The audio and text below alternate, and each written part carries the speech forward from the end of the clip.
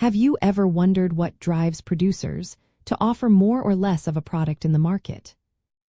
The law of supply fundamentally explains that as the price of a good or service increases, the quantity that producers are willing and able to supply also increases. Conversely, if the price falls, the quantity supplied tends to decrease.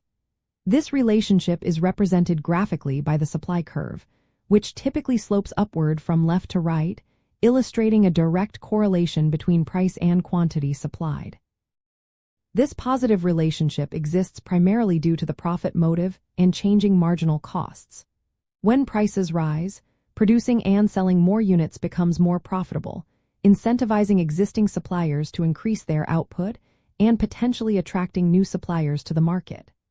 Additionally, as production increases, firms often encounter rising marginal costs, meaning each additional unit produced costs more than the last. A higher market price is necessary to cover these increasing costs and make additional production worthwhile for the producer. Understanding this principle allows us to interpret movements along the supply curve and shifts of the entire curve. A change in the price of the good itself causes a movement along the curve, reflecting an adjustment in the quantity supplied. However, factors other than price, such as changes in production technology, the cost of inputs like labor or raw materials, government taxes or subsidies, and producers' expectations about future prices, can cause the entire supply curve to shift.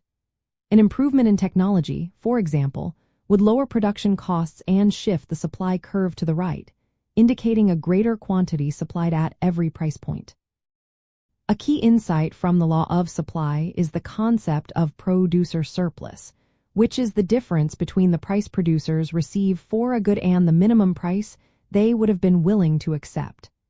This surplus represents the additional benefit or profit that producers gain from selling at the market price.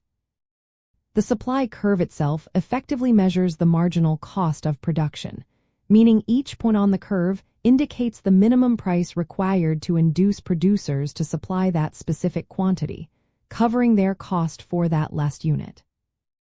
Ultimately, the law of supply and its graphical representation through the supply curve provide an essential framework for understanding producer behavior within markets.